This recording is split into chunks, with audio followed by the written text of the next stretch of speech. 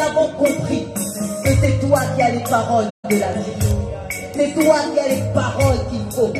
Seigneur, parle-nous. Commence à me dire. Parle-moi ce matin à travers ton serviteur. Parle-moi ce matin à travers ton roi. Parle-moi ce matin à travers ton messager. Oh, je veux t'entendre ce matin. Oh, la kababa, c'est qui merci.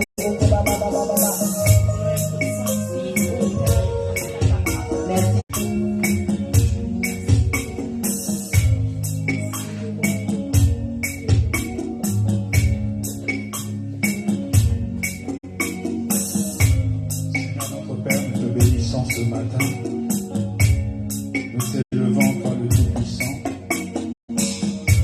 Nous t'élevons, toi qui vis et qui règne à jamais. Seigneur, que ton nom soit élevé. Seigneur, que ton nom soit glorifié. Merci pour ces moments que tu nous accordes dans ta présence. Merci Seigneur, parce que il est écrit dans ta parole que là où deux ou trois se réunissent en ton nom, que tu es parmi eux, et nous croyons que ce matin tu es au milieu de nous. À toi seul soit louange, à toi seul soit honneur, à toi seul soit puissance, gloire et louange à toi notre Seigneur et Sauveur Jésus-Christ. Père, c'est pourquoi ce matin nous venons te remettre ces instants. Nous te confions ce moment, Seigneur notre Dieu. Conduis-nous, dirige-nous, et nous prions que ta présence, Seigneur, puisse remplir ce lieu. Que ta présence soit parmi nous, que ta présence soit au milieu de nous encore ce matin. Il est écrit que tu envoyas ta parole et ta parole est guérie. Nous prions que la parole de ce matin guérisse un cœur. Nous prions que la parole de ce matin transforme une vie. Nous prions que la parole de ce matin guérisse une âme, Seigneur, au nom puissant de Jésus-Christ. Seigneur, parle à nos cœurs encore ce matin. Instruis-nous, ô éternel Dieu, parce qu'il est écrit que mon peuple périt parce qu'il lui manque de la connaissance. Et si nous sommes là ce matin, c'est parce que nous avons besoin de la connaissance. Si nous sommes là ce matin, c'est parce que nous voulons acquérir de la connaissance, Seigneur. Alors Père, nous prions que, au travers de la parole de ce matin, que nous puissions acquérir cette connaissance dont nous avons besoin, Seigneur notre Dieu, au nom puissant de Jésus-Christ. Au nom de Jésus-Christ, sois béni encore notre Dieu. Sois béni encore toi le Tout-Puissant. Sois béni encore toi le Roi des Rois. Sois béni encore toi l'incomparable Dieu. Sois béni encore ce matin, toi notre Seigneur et Sauveur. Sois béni encore ce matin, toi qui es notre bouclier. Sois béni encore ce matin, toi qui es notre forteresse. Sois béni encore ce matin, toi qui es notre joie. Sois béni encore ce matin, toi qui es la paix de nos cœurs. La joie de notre âme, c'est toi, Seigneur. Si nous nous réjouissons ce matin, c'est dans ta présence que nous nous réjouissons. C'est pourquoi la psalmiste pouvait dire que je suis dans la joie lorsque je vais dans la maison de l'Éternel. Et nous également ce matin, nous sommes dans la joie, Seigneur, de pouvoir nous retrouver dans ta maison. Nous sommes dans la joie, Seigneur, de pouvoir nous retrouver dans ta présence, Seigneur. Oh, sois glorifié notre Dieu. Sois glorifié, toi le Tout-Puissant. Sois glorifié, toi la main cachée. Sois glorifié, toi le prince de paix. Sois glorifié, Seigneur, parce qu'en toi, ô Père, il n'y a point ombre de variation, il n'y a point ombre de changement. Je reste le même, hier, aujourd'hui et éternellement. Père, nous prions maintenant que ta présence sature ce lieu. Père, nous prions maintenant que ta présence inonde ce lieu. Nous prions maintenant que tu déverses ta présence en ce lieu. Oh Saint-Esprit de Dieu, sois le bienvenu dans ce lieu. Sois le bienvenu parmi nous. Et parce que nous avons besoin de toi et nous avons réalisé que sans toi nous ne pouvons rien. Mais qu'avec toi nous pouvons tout. Avec toi nous pouvons déplacer les montagnes. Avec toi Seigneur nous pouvons renverser les géants. Avec toi Seigneur, oh nous pouvons faire des choses impossibles, des choses incroyables. C'est pourquoi, ô éternel Dieu, ce matin nous voulons ta présence. Ce matin nous désirons ta présence. Ce matin nous soupirons après ta présence, ô éternel Dieu. Répands ta présence dans ce lieu. Inonde ce lieu de ta présence. Inonde ce lieu de ta présence. Inonde ce lieu de ta présence. Inonde ce lieu de ta présence. Nous voulons la présence du Saint-Esprit. Nous désirons la présence du Saint-Esprit. Nous soupirons après la présence du Saint-Esprit. Saint-Esprit de Dieu, sois le bienvenu. Sois le bienvenu ce matin parmi nous. Sois le bienvenu ce matin au milieu de nous. Sois le bienvenu ce matin en ce lieu. Au nom de Jésus. Et nous prions que ce matin, que tu visites une personne. Nous prions que ce matin, que tu touches une vie. Nous prions que ce matin, que tu changes les cœurs. Nous prions que ce matin, que tu changes les vies.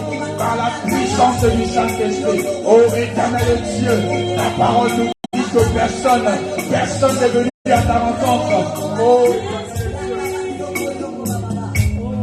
personne n'est venu dans ta présence ou encore à ta rencontre et rester le même, Seigneur. Tous ceux qui viennent dans ta présence, tous ceux qui viennent à ta rencontre, Seigneur, tu finis par les visiter, tu finis par les transformer, tu finis, ô éternel Dieu, par te voir. Oh, alléluia. Seigneur, il est écrit dans ta parole, invoquez-moi et je vous répondrai, demandez, je donnerai, frappez et j'ouvrirai. Seigneur, nous sommes venus frapper à ta porte ce matin. Nous sommes là venus frapper à ta porte ce matin. Et c'est pourquoi nous déclarons haut et fort combien nous avons besoin de ta présence. Nous avons besoin de ta présence. Nous avons besoin de ta présence. Déverse ta présence dans ce lieu. Sature ce lieu de ta présence. Sature ce lieu de ta présence. Sature ce lieu de ta présence. Au nom de Jésus-Christ. Au nom de Jésus-Christ. Au nom de Jésus-Christ. Seigneur, sature ce lieu de ta présence. Sature ce lieu de ta présence, Seigneur. Sature ce lieu de ta présence, Seigneur. Au nom puissant de Jésus.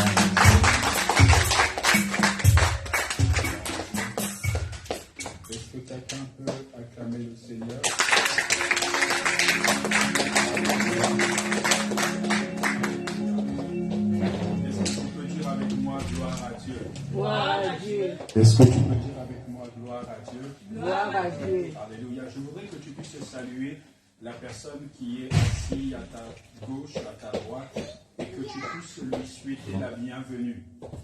Alléluia.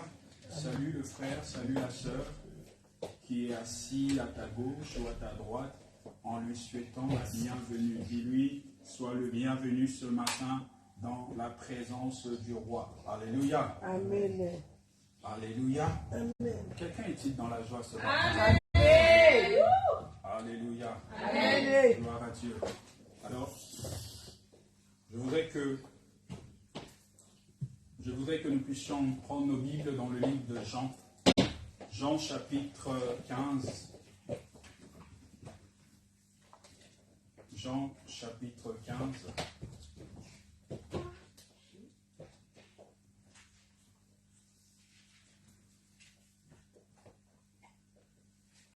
Jean, chapitre 15, nous allons lire le verset 2.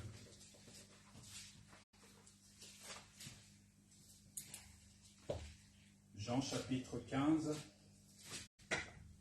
le verset 2. Je lis la parole du Seigneur. Amen.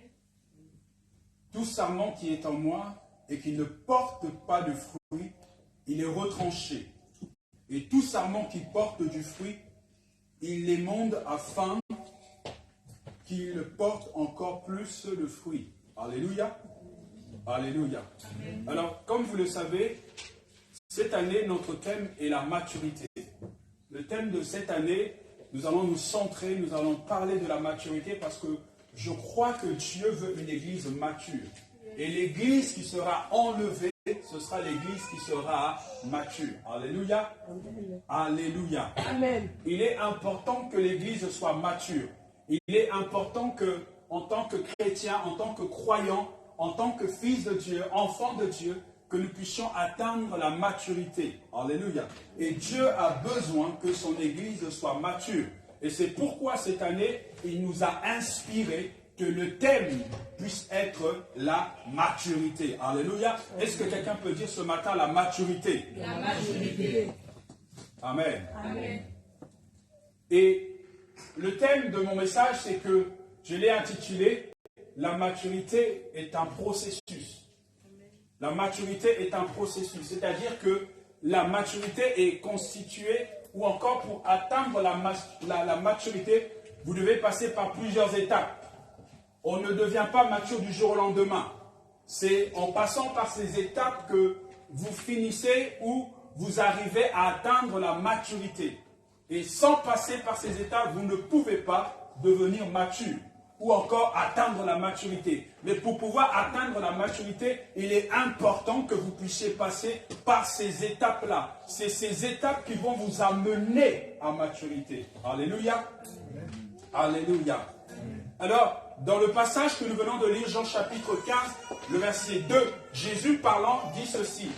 Il dit, à partir du premier verset, il dit, je suis le vrai cep. Alléluia. Je suis le vrai cep. Et il dit que tout sarment qui ne portera pas du fruit, elle sera retranchée. Mais tout sarment qui portera du fruit, elle sera émondée et elle portera encore du fruit en abondance ou encore davantage. Alléluia. Alléluia. Alors, quand nous lisons ce passage, qu'est-ce que nous comprenons ou encore qu'est-ce que nous retenons? Nous retenons que Jésus explique dans ce passage que tout sarment qui ne porte pas du fruit, elle est retranchée. Ou encore, elle est inutile, elle ne sert à rien. Parce que le but du sarment, c'est de pouvoir porter du fruit. Alléluia. Lorsque vous plantez un arbre, c'est pour que cet arbre puisse produire du fruit. Lorsque vous plantez un pommier, c'est pour que ce pommier puisse porter du fruit. Lorsque vous plantez un manguier, c'est pour que ce manguier puisse porter du fruit. Mais si vous constatez que ce manguier ou encore ce pommier ne porte pas du fruit, alors à quoi bon ou encore à quoi sert ce manguier? À quoi sert ce pommier s'il ne porte pas du fruit?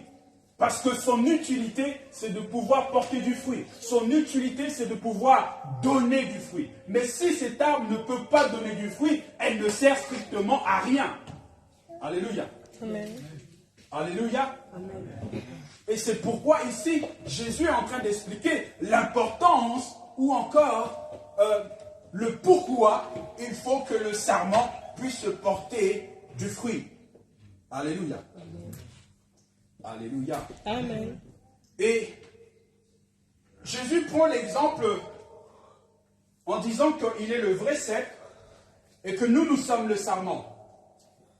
Alléluia. Et lorsque Jésus dit qu'il est le vrai cep, il veut dire que je suis l'arbre. Et le cep, ce sont les branches.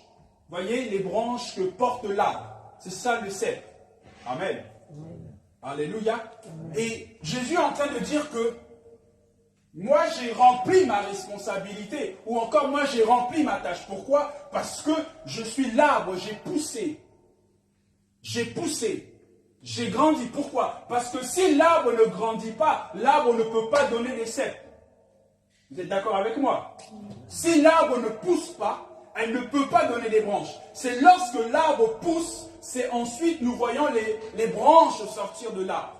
Et donc Jésus est en train de dire que moi je suis le vrai cep. En quelque sorte, il dit que je suis déjà devenu à maturité. J'ai poussé et j'ai donné des branches. Maintenant, c'est au tour de ces branches de donner du fruit.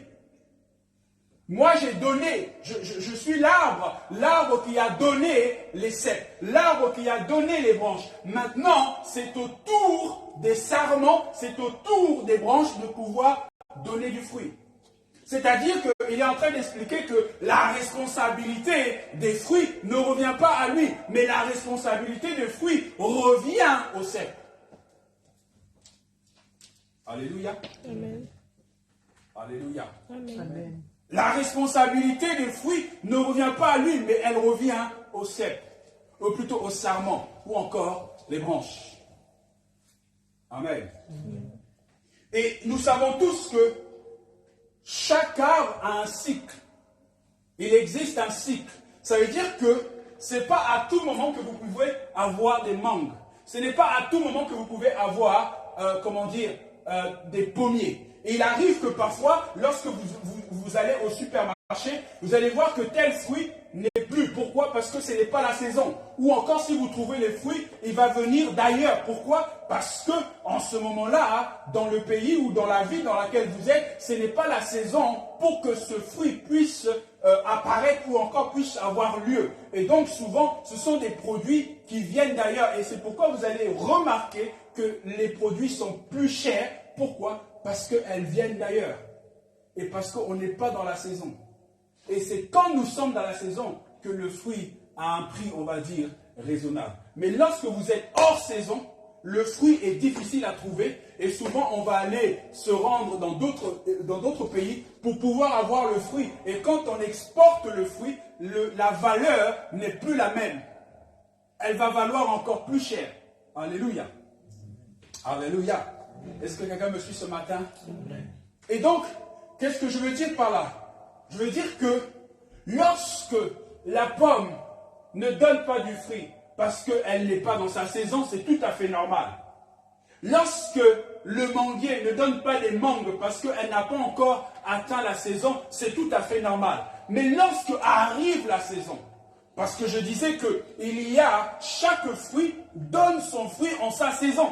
Ça veut dire qu'il existe une saison où vous allez avoir des cerises. Il existe une saison où vous allez avoir des pommiers, des pommes plutôt. Il existe une saison où vous allez avoir tel ou tel fruit. Mais quand arrive la saison et que vous n'avez pas le fruit, c'est là où pose le problème. Alléluia. Alléluia. Amen. Quelqu'un me suit ce matin? Amen. Ça veut dire qu'on exige ou encore on attend que cet arbre qu'on a planté, qu'arrivé à telle saison, que cet arbre puisse donner tel ou tel fruit. Mais quand cet arbre arrive à la saison à laquelle où elle doit donner du fruit et qu'elle ne parvient pas à donner du fruit, c'est là où se trouve le problème. Alléluia. Amen. Quelqu'un me suit ce matin? Amen. Et donc le problème que nous avons souvent, c'est que nous avons des personnes qui se disent chrétiens. Nous avons des personnes qui se disent être nées de nouveau. Nous avons des personnes qui disent qu'ils sont passés par le baptême du Saint-Esprit, le baptême de l'eau, tout ce que vous voulez. Mais malheureusement, quand vous constatez ou vous regardez ces personnes, vous voyez que ce sont des personnes qui n'ont pas encore atteint une certaine maturité. Ça veut dire que ce que Dieu exige de notre part, c'est qu'arrivé à un certain temps, arrivé à un certain moment de notre croissance, nous devons atteindre une certaine maturité. Alléluia. Alléluia.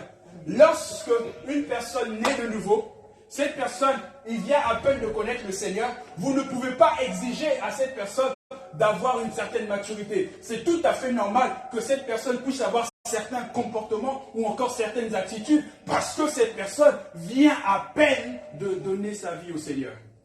Parce que ça fait peut-être 1 an, ça fait peut-être quelques mois, ça fait peut-être 2 ans, mais quand la personne arrive à 3 ans de vie spirituelle ou encore à 3 ans de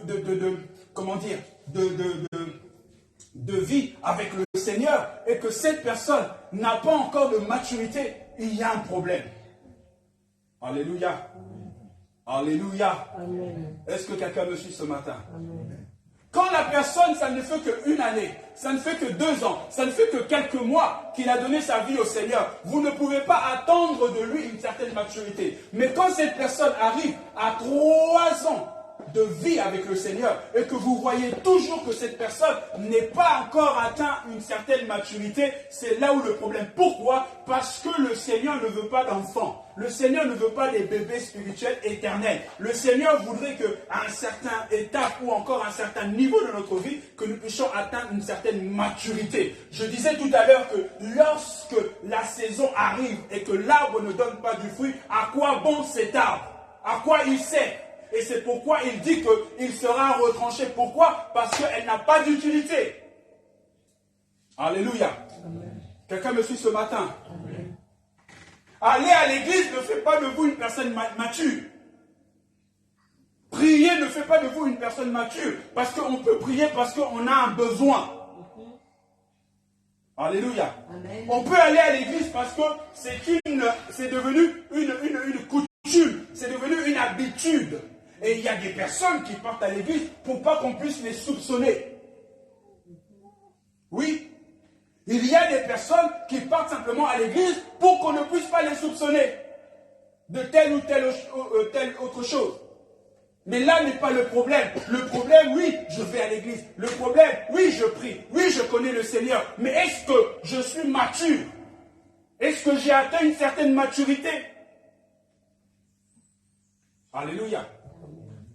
Est-ce que j'ai atteint une certaine maturité? Parce qu'il y a une saison, il y a un temps que Dieu a établi où nous ne devons plus être dans ce que nous étions hier. Tu ne peux pas avoir une vie avec le Seigneur pendant 3 ans, pendant 10 ans et rester toujours la même personne. À certains moments, il faut évoluer. À certains moments, il faut grandir. Alléluia. Alléluia. Nous ne pouvons pas rester des éternelles personnes assistées. Nous ne pouvons pas rester des éternels bébés. Nous ne pouvons pas rester des éternelles personnes. Vous savez, il y a des personnes qui me choquent. Ces personnes, pour qu'ils viennent à l'église, il faut qu'on les appelle. S'il ne vient pas à l'église et tu lui dis, frère, pourquoi tu n'es pas venu à l'église? Il va te dire, mais pasteur, pourquoi tu ne m'as pas appelé? Et il y a même d'autres, pour qu'ils viennent à l'église, il faut qu'on aille les chercher. C'est-à-dire que si tu ne vas pas les chercher, il ne va pas aller à l'église. Il va te dire, pasteur, l'église est loin. Il faut prendre le transport, il faut prendre le bus, etc. Mais quand il part au travail, il prend les transports en commun. Quand il faut aller faire les soldes, il prend les transports en commun. Mais pour venir à l'église, il faut aller le chercher. Si tu ne viens pas le chercher, il se fâche. Alléluia. Amen. Notamment, on a eu un problème avec une sœur comme ça. On n'est pas parti la chercher, elle s'est fâchée, elle ne veut plus venir à l'église. Pourquoi? Parce qu'on n'est pas allé la chercher à l'église. Pour venir à l'église. Oui, elle n'était pas prête, voilà. Elle était en retard et elle voulait qu'on attende qu'elle finisse de s'apprêter, sachant que la personne qui l'attendait, ça faisait déjà un certain temps qu'il était là. Et parce qu'on ne l'a pas entendu, la dame s'est fâchée. Elle a dit, à partir de maintenant, je ne viendrai pas à l'église. Et c'est là où on voit que la personne n'a encore rien compris. On voit que ça, ce sont des signes qui prouvent que tu es encore un bébé. Tu as encore besoin qu'on puisse t'allaiter. Tu as encore besoin qu'on puisse te tenir à la main. Tu as encore besoin qu'on puisse te dire ce que tu dois faire. Alors qu'arriver à un certain niveau de vie, de connaissance ou encore de vie chrétienne, il y a des choses que nous ne pouvons plus nous permettre. Il y a des choses que nous ne pouvons plus faire. Alléluia. Alléluia. C'est comme si je prenais l'exemple de mon fils Liam qui va avoir 10 ans et qui me dit, papa, j'ai encore besoin d'un biberon. Je dirais, mais t'es pas normal. Parce qu'à cet âge-là, on n'a plus besoin de biberon. Alléluia. Mais Nathanaël, qui n'a que 1 an, lui, il a besoin de biberon. Mais Liam, il n'a plus besoin de biberon. Pourquoi? Parce qu'il a atteint déjà une certaine maturité qui fait qu'il n'a plus besoin de biberon. Mais malheureusement, nous trouvons dans nos églises beaucoup de personnes qui ont encore besoin qu'on leur donne du lait. Beaucoup de personnes qui ont encore besoin qu'on puisse les allaiter. Beaucoup de personnes qui ont encore besoin qu'on puisse leur donner le biberon. Pourquoi? Parce qu'ils ne veulent pas grandir. Alléluia. Amen. Je ne suis pas venu à l'église parce qu'on ne m'a pas appelé. Je ne suis pas venu à l'église parce que j'ai été endeuillé. L'église n'est pas venue me voir. Je ne suis pas venu à l'église parce que j'ai accouché. On n'est pas venu me voir. Mais est-ce que c'est une raison valable? Est-ce que c'est une raison valable? C'est la raison que tu vas donner à Dieu en disant, Seigneur, je ne suis pas venu parce que dans cette église, on n'est pas venu m'assister. Est-ce que tu connais la raison pour laquelle ces personnes ne sont pas venues? Peut-être qu'ils ont eu un empêchement. Et cela ne doit pas te pousser à dire que parce qu'on ne m'a pas assisté, parce qu'on n'a pas fait ceci pour moi, parce qu'on ne m'a pas donné, et c'est pour cela qu'à partir de maintenant, j'ai pris la décision de ne plus aller à l'église. Non, tu dois comprendre que venir à l'église, c'est d'abord pour ton salut. Alléluia. Amen. Alléluia. Permettez-moi de vous le dire, frères et sœurs. J'ai l'impression qu'ici en Europe, les personnes, pour qu'ils viennent à l'église, on doit courir derrière eux. On doit les supplier. On doit leur dire, frère, il faut que tu viennes à l'église, il faut que tu pries, etc. Alléluia. Pourquoi? Parce qu'ils se disent ici en Europe, j'ai tout. J'ai un travail, j'ai un appartement, j'ai les papiers, j'ai la voiture, j'ai tout ce dont j'ai besoin. Alléluia. Et donc, si je dois prier, il faut qu'on me bouscule. Il faut qu'on vienne me chercher. Il faut que... Et malheureusement, nous voyons parfois des pasteurs qui se battent pour tel fidèle. Alléluia. Ils sont en train de s'arracher. Mais pourquoi tu es parti dans telle église? Pourquoi tu n'es pas venu ici? Etc. Mais c'est de la bassesse. Alléluia. C'est de la bassesse. Et il y a encore des milliers et des milliers de personnes qui ont besoin de connaître Jésus, qui sont à l'extérieur. Alléluia. Et il y avait un frère qui devait venir jouer au piano à l'église, qui joue très bien, il est musicien. Mais il fréquentait une autre église. Alors je lui ai donné des conditions. Je lui ai dit, oui, nous avons besoin de musiciens. Oui, nous avons besoin du personnel. Mais, à une condition. Tu dois d'abord parler à ton pasteur. Arrange-toi avec ton pasteur. Si tu ne t'arranges pas avec ton pasteur, tu ne viendras pas ici. Je ne veux pas des conflits. Je ne veux pas que tu partes là-bas, tu fasses des dégâts, et après tu viens ici, tu commences à jouer. Je dis, ici, ça ne passe pas. Soit tu demandes le départ à ton pasteur, tu lui donnes tes raisons, et s'il te fait une lettre, ou encore il accepte, nous te recevons. Mais s'il n'accepte pas, nous ne te recevons pas. Alléluia. Alors, le deal qu'on a trouvé avec le frère, on a dit, ok, comme on ne veut pas de problème, viens seulement, pour donner des cours. Et donc le frère, il venait simplement pour donner des cours à la chorale, pour donner des cours de chant. Et on lui disait, hors de question que tu passes dans nos lives ou dans nos directs. Pourquoi? Parce que tu ne fais pas partie membre, tu n'es pas un membre de l'église. Et nous ne voulons pas de problème. Alléluia. Amen. Alléluia. Amen. Mais le problème aujourd'hui, c'est que entre nous les pasteurs, il y a des guerres inutiles, des guerres qui ne servent à rien. Vous voyez des pasteurs qui se battent pour des fidèles qui n'en valent pas la peine. Alléluia. Amen. Alléluia. Des personnes qui causent des troubles partout où ils vont. S'il est là demain, problème. Il va là-bas, problème. C'est pourquoi aujourd'hui, quand je reçois quelqu'un, je prends le temps d'observer la personne. Parce qu'il y a des personnes, il va venir, avant de venir, il a causé des problèmes dans son église là-bas, et après il vient tout bonnement, et nous on va l'ouvrir les bras et l'accepter. Ça veut dire que la même chose qu'il a fait ailleurs, il le fera chez vous. Et donc il faut de la vigilance. Alléluia. Amen. Alléluia. Amen. Et donc je disais qu'il arrive un certain temps, il arrive à une certaine étape ou encore à une certaine période de notre vie, nous devons atteindre une certaine maturité. Il est important. Alléluia. Amen. Il est important qu'à un certain âge, à un certain niveau de la vie, que nous puissions atteindre une maturité. C'est comme vous prenez un exemple, un homme qui a 40 ans, qui vit encore chez ses parents. Ça existe, hein? Ah oui, ça existe. Vous voyez un homme qui a 40 ans, mais qui vit encore chez ses parents. Imaginez-vous la femme qui va l'épouser, qu'est-ce qu'elle va dire? Imaginez-vous ce frère va voir une sœur et lui dit, ma sœur, je veux te prendre pour femme. La sœur, elle va se dire, mais attends frère, toi-même tu n'es pas encore capable de te prendre en soin et tu veux prendre moi en charge. Tu n'arrives déjà pas à te prendre toi en charge et tu veux encore ajouter d'autres charges. Il dira, non, c'est pas possible.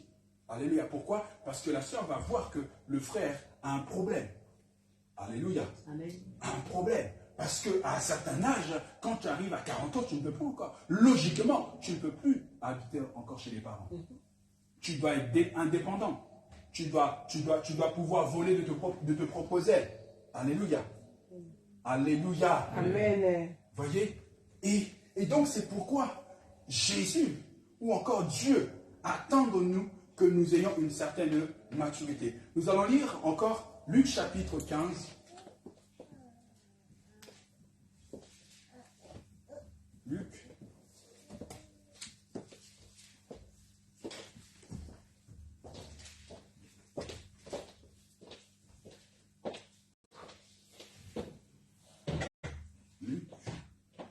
Alors, rapidement.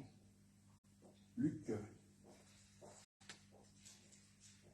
Chapitre 15, à partir du verset 11. Luc chapitre 15, à partir du verset 11.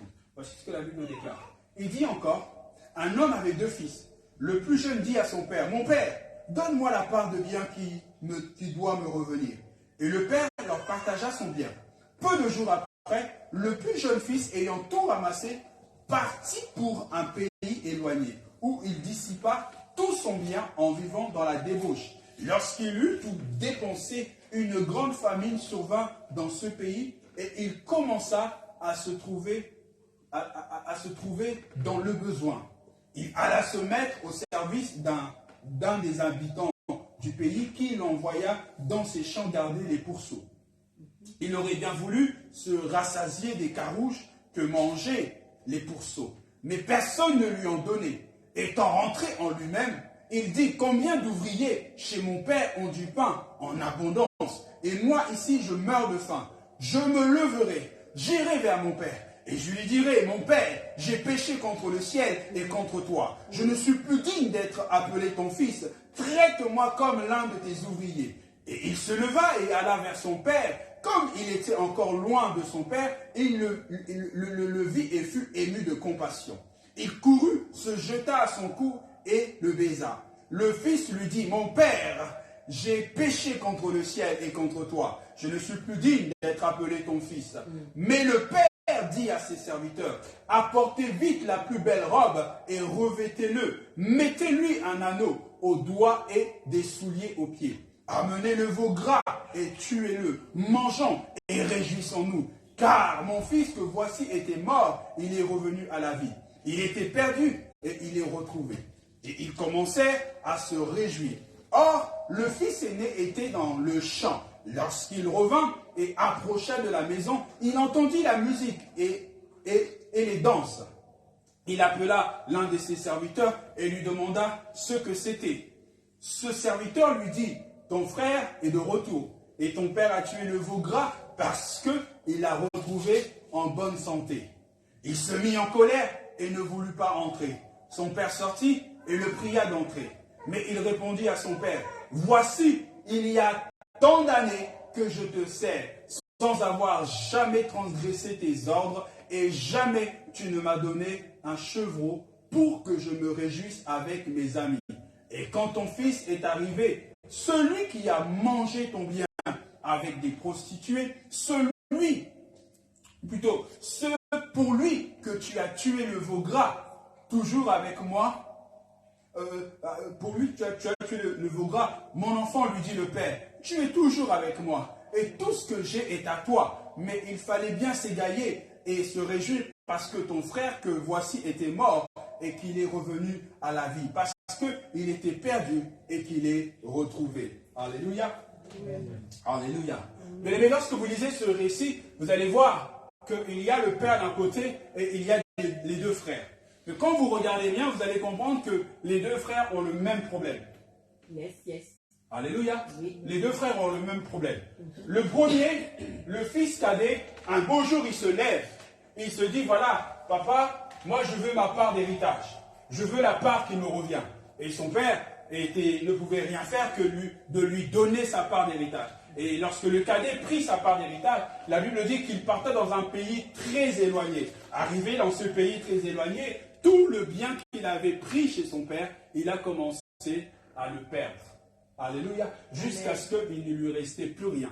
Et comme il ne lui restait plus rien, il est parti trouver du travail chez l'un des habitants de ce pays et on lui a confié les pourceaux. Il devait garder les pourceaux. Et un jour, tellement qu'il avait faim, parce qu'il n'avait plus rien, il s'est dit, on peut même me donner les pourceaux, là, ce que mangent les pourceaux, je mangerai. Alléluia. Et c'est là, la Bible dit que, ayant pensé à cela, il rentra en lui-même, il se dit, mais combien d'ouvriers sont chez mon père et ils ne manquent pas à manger, ils ont à manger. Et moi qui suis là, je suis en train de souffrir. Il a dit, je vais retourner chez mon père, je lui dirai que je suis pécheur, etc. Et je lui demanderai pardon pour que je puisse au moins avoir de quoi à manger. Alléluia. Amen. Alléluia. Et c'est là où vous comprenez le raisonnement de ce fils. Ce qui était important pour lui, c'était d'avoir à manger. Alléluia. Alléluia. Parce qu'il s'est rendu compte qu'il n'avait plus rien et qu'il était en train de mourir de faim. Il s'est dit, je veux rentrer chez mon père, qu'il puisse me traiter comme un de ses ouvriers. Au moins là-bas, même si je suis comme un ouvrier, j'aurai quand même quelque chose à manger. Alléluia. J'aurai quand même quelque chose à manger parce que là, je n'ai plus rien à manger et je risque de mourir de faim. Et quand vous regardez cette histoire, vous comprenez que le garçon était courageux, bien évidemment. Il a pris une très bonne initiative, bien évidemment. Mais le problème, c'est qu'il n'était pas encore prêt. Il n'était pas encore prêt à vivre l'indépendance. Il n'était pas encore prêt à vivre hors de la maison familiale. Il n'était pas encore prêt à pouvoir se gérer lui-même. Yes. Alléluia. Donc, il n'était pas encore assez mature pour pouvoir se gérer lui-même. Il est parti trop tôt. Alléluia. Et comme il est parti trop tôt, bien qu'il avait la bénédiction, cette bénédiction s'est transformée en malédiction. Yes. Alléluia. Bien aimé, c'est pourquoi il y a des choses, parfois Dieu tarde à nous les donner. Pourquoi? Parce que Dieu sait que nous ne sommes pas encore prêts à gérer certaines choses. Dieu sait que tu n'es pas encore prêt à gérer cette gloire. Parce qu'il sait que si tu arrives à atteindre cette gloire, tu vas te perdre. Si Dieu te donne certains montants, tu vas te perdre. Si Dieu te donne certaines richesses, tu vas te perdre. Pourquoi? Parce que Dieu, dans son infinie sagesse, il sait que nous ne sommes pas encore prêts à ce qu'il puisse nous donner certaines choses. Alléluia. Amen. Alléluia. Et c'est pourquoi nous devons être matures. C'est pourquoi, la raison pour laquelle je disais que nous devons être matures. Pourquoi? Parce qu'il y a certaines choses, pour pouvoir les acquérir, pour pouvoir les avoir, ou encore pour pouvoir les garder, il nous faut de la maturité. Le Père a donné à l'enfant des richesses. Le Père a donné à l'enfant des biens. Mais le problème, c'est qu'il n'a pas su garder ou encore fructifier ses biens parce qu'il n'était pas mature. Alléluia. Amen. Alléluia. Et donc, son immaturité lui a causé des problèmes. Son immaturité a fait que la bénédiction qu'il avait entre ses mains, cette bénédiction s'est transformée en malédiction. Yes. Alléluia. C'est comme si vous preniez une jeune fille qui n'est pas encore assez mature et vous la mettez dans le mariage. Imaginez-vous ce qui va se produire. Vous prenez un jeune garçon qui n'est pas encore prêt, mais vous le mettez dans le mariage. Imaginez le résultat. Il y aura des troubles tous les jours. Amen. Et cela va finir par causer le divorce. Yes. Pourquoi? Parce que vous avez mis 2 enfants dans le mariage alors qu'ils n'étaient pas encore prêts, ils n'étaient pas encore matures pour y entrer. Alléluia. C'est pourquoi il y a des bénédictions pour que nous puissions les acquérir et encore pour pouvoir les garder, il nous faut une certaine maturité. Yes. Parce que la maturité te permet d'avoir de la stabilité. Alléluia. Amen. La maturité te permet d'avoir ce qu'on appelle être assis. Yes. Alléluia. Et c'est là où nous comprenons que le jeune garçon avait un problème de gestion. Il pensait à aujourd'hui, mais il ne pensait pas à demain. Yes. Alléluia. Amen. C'est pourquoi nous ne pouvons pas être des personnes qui vivent le jour au jour. Même si Jésus revient demain. Parce que nous disons Jésus revient demain, Jésus revient demain. Et il y a des personnes, je connais, ils disent, voilà, pasteur, à quoi sert d'investir? À quoi sert d'acheter? À quoi sert de faire ceci? Parce que Jésus revient demain. S'il revient, donc à quoi sert? Alléluia. Alléluia. Mais ces personnes ne réfléchissent pas. Pourquoi? Parce que tu as des enfants. Si demain tu meurs, qu'est-ce que tu lègues à ces enfants? Telle est la question. Si demain tu n'es plus là, tu laisses quoi à tes enfants? Tu vas leur laisser des dettes? Ou vas-tu leur laisser un héritage? Parce qu'un bon père, c'est celui qui laisse un héritage à ses enfants. Alléluia. Un bon père, c'est celui qui travaille pour ses enfants. Et ce père était un bon père. Et c'est parce qu'il a préparé l'héritage pour ses enfants. Et il a su donner à ses enfants leur héritage, encore l'héritage pour le fils cadet pendant qu'il était encore vivant. Donc cela montre que c'était un bon père. Cela montre qu'il était un bon père, mais non seulement qu'il était un bon père, mais il était aussi un bon gestionnaire. Mais quand vous regardez le fils, vous voyez que le fils, lui, par contre, il était un mauvais gestionnaire. Et cela montre que vous pouvez être à côté d'une personne, ne pas être comme cette personne. Alléluia. Amen. Le fils était à côté d'un père qui était un bon gestionnaire. Mais lui, le fils, au lieu d'être un bon gestionnaire, il était un mauvais gestionnaire. Il n'était pas comme son père. Il ne ressemblait pas à son père. était différent. Alléluia. Alléluia. Et donc, cela montre que le fils cadet n'était pas prêt. Il est parti trop tôt. Il n'était pas mature. Et c'est ça qui a causé sa ruine. C'est ce qui a causé sa perte. Alléluia. Amen. Alléluia. Et d'un autre côté, vous voyez le frère aîné. Lui qui est resté, et il parvient même à dire, papa, j'ai toujours été fidèle, j'ai été toujours servi, j'ai été loyal, j'ai toujours été à côté de toi, je ne t'ai jamais quitté. En quelque sorte, il était en train de dire, je ne me suis jamais comporté comme mon frère cadet. Je suis différent de mon frère cadet. Mais pourquoi tu traites mon frère cadet différemment de moi? C'était ça le problème du frère aîné. Parce que lorsqu'il a vu le père organiser une fête pour son frère cadet, il se dit, mais pourquoi pour lui tu organises toute cette fête alors qu'il t'a causé du tort? Il s'est mal comporté, il a mal agi, il a porté la honte sur la famille, mais pour lui tu lui organises le fête. Mais moi, même pas un jour, tu as fait ne serait-ce qu'une petite fête pour moi. Alléluia. Et regardez la réponse du père. Le père lui dit, mais toi, tu as toujours été avec moi. Toi, tu as toujours été avec moi. Ce qui est à moi est à toi. Cela veut dire que le frère aîné était inconscient. Il était ignorant. Il ne savait pas que ce qui appartenait à son père lui appartenait à lui aussi. En fait, ce que le père a voulu dire, que tu n'as pas besoin que moi je puisse organiser une fête. Si tu as besoin d'organiser une fête, si tu as besoin de tuer du veau gras, tu peux le faire. Parce que c'est aussi à toi. Alléluia. C'est pourquoi, je disais tout à l'heure, les deux ont le même problème. L'autre est immature. Pourquoi? Parce qu'il a fait les choses avant le temps. Mais le frère aîné, il est immature. Pourquoi? Parce qu'il est ignorant. Et l'ignorant nous rend immatures. Et la Bible dit que l'ignorance tue. Amen. L'ignorance tue. Ça veut dire que jusqu'à présent, il ignorait que tout ce qui était à son père lui appartenait à lui aussi. Et que lui aussi pouvait se réjouir. Lui aussi pouvait organiser des fêtes. Et il ignorait cela. Alléluia. Alléluia. Et ça, c'est ça qui montre que le frère aîné avait un problème. Il était lui aussi immature. Il n'avait pas atteint lui aussi la maturité. Parce que l'ignorance montre tout simplement que nous ne sommes pas encore prêts ou encore que nous ne sommes pas encore matures. Amen. Amen. Alléluia. Amen. C'est pourquoi il est important d'avoir de la connaissance.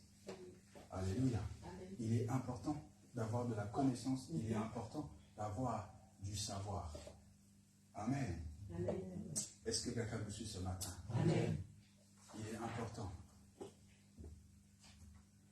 Et nous allons lire un dernier passage, Galates.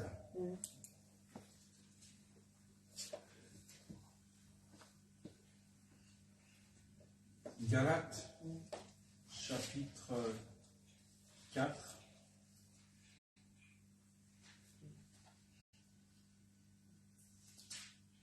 Galates, chapitre 4, à partir du premier verset. Galates, chapitre 4, à partir du premier verset. Je lis la parole du Seigneur si nous avons trouvé. Galates, chapitre 4, à partir du premier verset. Voici ce que la parole de Dieu déclare.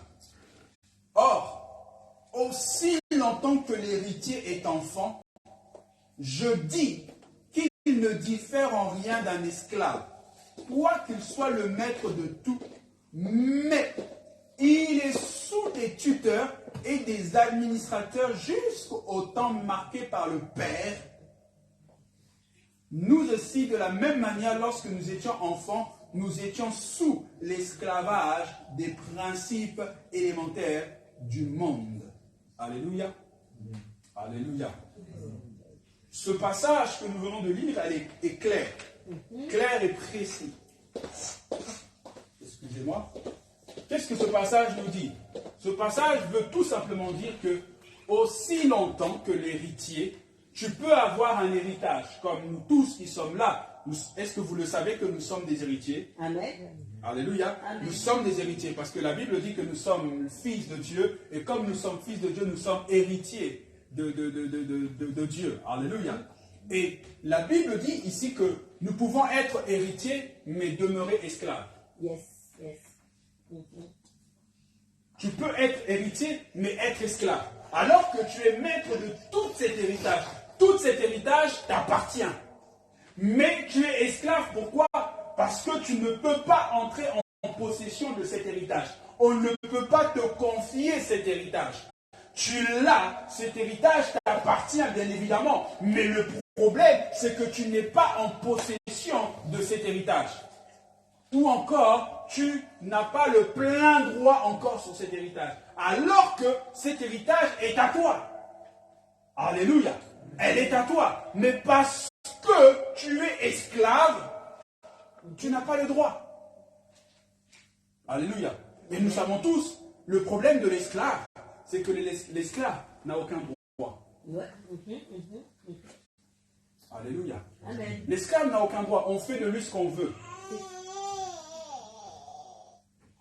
On fait de lui ce qu'on veut. Pourquoi? Parce que c'est un esclave. Et ici, la Bible, lorsqu'elle parle d'esclave, elle précise, bien évidemment, ou encore, que l'esclave, ou plutôt l'héritier, tant qu'il reste enfant, il est comme un esclave. Alléluia. Amen. Ça veut dire que le problème, pourquoi il est un esclave, c'est parce qu'il est encore comme un enfant. Oui. Il réfléchit encore comme un enfant. Il pense encore comme un enfant. Il vit encore comme un enfant, comme ce fut le cas du fils prodigue. Alléluia. Amen. Il ne pense pas à demain. Il pense qu'à l'instant présent. Il pense qu'à se réjouir maintenant. Il ne pense qu'à amasser maintenant. Tout ce qu'il amasse maintenant, il le dépense dans l'instant T. Yes. Il ne pense pas à demain. Alléluia. C'est ça l'enfant. Et c'est pourquoi, tant que l'héritier est un enfant, on ne peut pas lui confier ses biens. Tout à Pourquoi? fait. Parce que si on lui confie ses biens, il va tout finir par perdre. Yes. Alléluia. Yes. Il ne sera pas géré parce qu'il est encore immature. Yes. Vous voyez pourquoi Dieu veut que nous devenions matures? Oui. Parce qu'il y a des choses que Dieu ne peut pas nous donner tant que nous serons immatures. Et il y a des choses que Dieu veut nous accorder. Il y a des bénédictions que Dieu veut nous accorder, mais que pour qu'il nous accorde ces bénédictions, il veut que nous devenions matures. Amen. Parce qu'il y a des personnes, permettez-moi de vous dire qu'il y a des personnes, tu lui donnes un certain montant, vous perdez le frère. Alléluia. Alléluia. Oui. Il y a des personnes qui sont humbles parce qu'ils sont pauvres. Il y a des personnes qui sont humbles parce qu'ils sont pauvres. Le jour qu'il a, vous voyez sa véritable face. Vous voyez son véritable visage. Alléluia. Amen. C'est pourquoi je disais tout à l'heure le drame avec beaucoup de nos frères qui viennent d'Afrique. Tu sais, quand tu es en Afrique, tellement c'est la galère. Tu n'as pas d'autre choix que prier Dieu. Tu veux t'en sortir dans la vie. Tu veux réussir dans la vie. Ton rêve à toi, c'est de voir la Tour Eiffel. Ton rêve à toi, c'est de marcher sur les Champs-Élysées. Et donc, matin, midi, soir, tu es à l'église, tu jeûnes, tu pries. Tout ce qu'il faut, 40 jours, tu te consacres à Dieu. Mais le jour où tu mets tes pieds en Europe, c'est fini. Tu as accompli ton rêve, tu as accompli ta destinée, tu as réussi ta vie parce que tu as vu Paris. Et Dieu n'existe plus à partir de ce moment-là. J'ai vu beaucoup de frères comme cela. Alléluia. Lorsqu'ils étaient en Afrique, c'était des bons frères. Lorsqu'ils n'avaient rien, c'était un bon frère. Lorsque la sœur n'était pas mariée, n'avait pas d'enfant, c'était une bonne sœur. Lorsque le frère, il n'était pas encore élevé dans la vie, il était un bon frère. Mais le jour où Dieu le visite, le jour où Dieu ne va l'élever, même pas au maximum, mais juste le minimum, le frère se perd. Alléluia. Le frère qui avait une femme, il commence à en avoir 5. Alléluia. Et on ne doit plus lui dire quoi que ce soit. Pourquoi? Parce qu'aujourd'hui, il a de l'argent. Le pasteur ne peut pas parler. Pasteur, tu vas lui dire quoi? Il va te dire, mais pasteur, qu'est-ce que tu veux m'apprendre? J'ai déjà tout. Alléluia. Mais il ne sait pas que tout ce qu'il vient d'avoir, il peut le perdre en une fraction de seconde. Alléluia. Alléluia. Voyez, c'est pourquoi le Seigneur veut que nous soyons des hommes et des femmes matures. Parce qu'il y a des choses qu'on peut garder dans la vie seulement si on est mature. Alléluia. Il y a des choses que tu peux préserver. Il y a des choses que tu peux prendre soin. Pourquoi? Parce que tu es mature. Et parce que tu es mature, tu connais l'importance ou encore la valeur de la chose. Alléluia. Parce que tu es mature, tu connais la valeur du mariage. Parce que tu es mature, tu connais la valeur du travail. Parce que tu es mature, tu connais la valeur de Dieu. Mais tant que tu n'es pas mature, il y a des choses que tu vas bafouer, il y a des choses que tu vas fouler aux pieds. Pourquoi? Parce qu'il te manque de la maturité. Et manque de maturité veut dire aussi manque de discernement. Tu ne sais pas ce qui est précieux pour toi. Alléluia. Amen. Tu ne réalises pas que cette chose, elle est précieuse et que tu dois en prendre soin. Et malheureusement, il y a des personnes qui réalisent cela une fois qu'ils ont perdu la chose. Amen. Amen. Il y a des personnes qui réalisent cela lorsqu'ils ont perdu la chose. C'est comme le fils prodigue. C'est quand il a tout perdu qu'il a réalisé. On va dire que son cerveau a commencé à fonctionner. C'est quand il a tout perdu. Alléluia. Amen. Nous ne soyons pas comme le fils prodigue. Ne soyons pas comme le fils prodigue. Soyons des personnes qui sont assez matures pour pouvoir garder ce que Dieu met entre leurs mains. Et c'est quand tu sais garder ce que Dieu met entre tes mains, c'est alors que Dieu va continuer à fructifier ce qui est entre tes mains. Alléluia.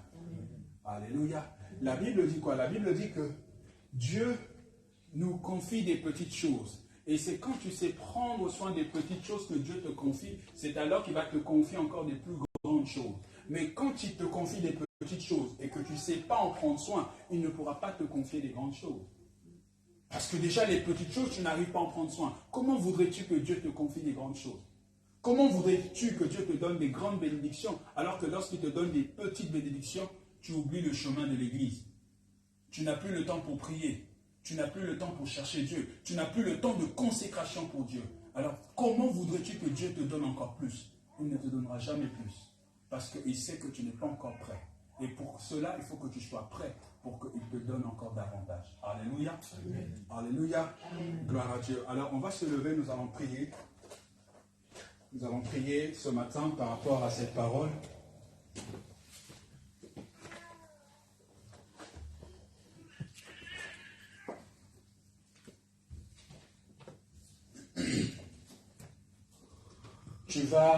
Tu vas élever la voix avec moi, tu vas lui dire, Seigneur, je te bénis, Seigneur, je te rends grâce pour le message de ce matin, Seigneur, je te rends grâce pour la parole de ce matin, Seigneur, je te remercie parce que tu t'es adressé à moi, tu vas lui dire merci Seigneur parce que je crois que cette parole m'était destinée, cette parole me concerne, élève la voix là où tu es, commence à lui dire merci.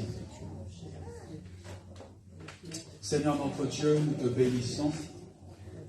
Seigneur notre Dieu, nous t'élevons. Seigneur notre Dieu, nous t'exaltons ce matin. Seigneur, merci pour cette parole. Merci pour la parole de ce matin. Parce que ce matin, tu nous as fait comprendre, Seigneur, l'importance de la maturité. Seigneur, ce matin, tu nous as fait réaliser qu'il y a certaines choses que nous ne pouvons pas garder parce que nous ne sommes pas matures. Il y a certaines choses que nous ne pouvons pas encore avoir parce que nous ne sommes pas encore matures. Alors Seigneur, nous te bénissons pour cela. Seigneur, nous te glorifions pour cela. Seigneur, nous te célébrons pour cela. Merci, ô éternel Dieu. Merci, Père éternel, pour la parole de ce matin. Merci, ô éternel Dieu, parce que ce matin, nous avons réalisé, nous avons compris, Seigneur, combien est important d'avoir de la maturité. Seigneur, nous te bénissons. Merci, ô notre Dieu. Merci à toi, le Dieu de gloire. Merci à toi, le Dieu tout-puissant. Bien-aimé, maintenant, je voudrais que tu puisses élever la voix. Que tu puisses élever la voix et que tu puisses prier le Seigneur et lui dire, Seigneur, j'ai besoin d'atteindre cette maturité. J'ai besoin d'arriver à la maturité. Je ne veux plus être un enfant. Je ne veux plus être associé à un bébé spirituel. Je ne veux plus être associé à une personne qui a toujours besoin d'être allaitée. Mais je veux devenir mature. Je veux être cette femme. Je veux être cet homme qui sera mature. Pourquoi? Parce que nous sommes des bénédictions pour les autres une fois que nous sommes matures. Tant que nous ne sommes pas matures, nous ne pouvons pas être une bénédiction pour notre époux ou encore pour notre épouse et encore même pour nos enfants. C'est pourquoi tu vas élever la voix ce matin et tu vas lui dire, Seigneur, oh, permets-moi d'atteindre la maturité. Permets-moi, Seigneur, de grandir. Permets-moi, Seigneur, de quitter le niveau où je suis, que je puisse atteindre un autre niveau. Élève la voix là où tu es. Prie le Seigneur encore ce matin. Élève la voix, bien-aimé. Prie le Seigneur. Oh Père éternel, je bénis ton nom. Seigneur, je célèbre ta bonté et ta fidélité. Combien ta bonté et ta fidélité est grande, Seigneur, dans nos vies. Seigneur, nous ne voulons pas être des hommes et des femmes immatures. Nous ne voulons pas être des bébés éternels, mais nous voulons devenir des hommes et des femmes matures, des hommes et des femmes assis. Oh, alléluia, des hommes et des femmes qui ne pourront pas être emportés par tout doctrine, par tout vent. Seigneur, nous voulons être matures. Alors nous prions ce matin, ô éternel Dieu, permets à chacun d'entre nous, Seigneur, d'atteindre un niveau supérieur. Permets à chacun d'entre nous, Seigneur, de pouvoir évoluer à un autre niveau, au niveau où tu nous attends, Seigneur, parce que tu nous attends tous à un niveau. Alors je prie, ô éternel Dieu, ce matin, que nous atteignions ce niveau, que chacun d'entre nous ce matin en ce lieu puisse atteindre ce niveau de maturité, au nom de Jésus-Christ. Au nom de Jésus-Christ. Au nom de Jésus-Christ. Au nom de Jésus-Christ. Seigneur, sois élevé. Seigneur, sois élevé. Seigneur, sois élevé, parce que tu es Dieu. Merci pour ta bonté. Merci pour ta bonté. Merci pour ta parole. Merci Père, parce que c'est toi qui nous fais atteindre ce niveau de maturité. Seigneur, merci parce que c'est toi qui nous fais atteindre ce niveau de maturité dans le nom de Jésus. Dans le nom de Jésus. Que ton nom soit béni encore ce matin. Que ton nom soit élevé encore ce matin. Que ton nom soit exalté encore ce matin. Au nom de Jésus-Christ. Au nom de Jésus-Christ. Au nom de Jésus-Christ. Seigneur, sois glorifié. Seigneur, sois élevé. Seigneur, sois béni. Au nom de Jésus-Christ de Nazareth. Nous t'avons ainsi prié ce matin avec action de grâce. Et tous ensemble, nous te disons Amen. Alléluia. Alléluia. Gloire à Dieu. Gloire à Dieu. Est-ce que tu peux acclamer le Seigneur?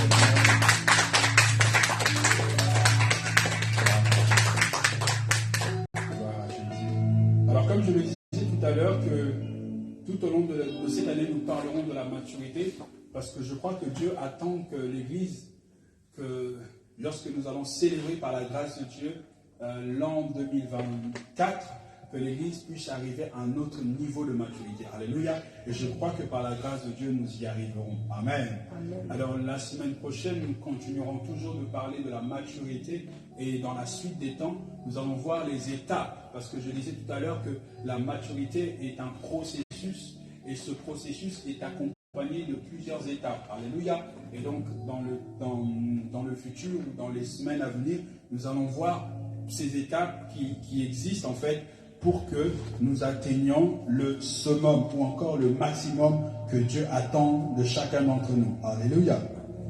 Alléluia. Amen. Que Dieu vous bénisse. Vous pouvez vous asseoir. Alors, est-ce que nous pouvons préparer aussi nos offrandes pendant ce temps-là? Si nous pouvons préparer nos offrandes. Et puis nous allons dire au revoir à nos bien-aimés qui nous suivent via Facebook Live. Que Dieu vous bénisse pour vous qui avez participé à ce culte. Et si vous pouvez vous déplacer, déplacez-vous. Parce que nous sommes au 185 rue Aristide Briand à Conflans-Sainte-Honorine et nous nous réunissons chaque dimanche à partir de 10h pour notre culte dominical. Alléluia. Gloire à Dieu, gloire à Dieu. Alors je disais que si nous pouvons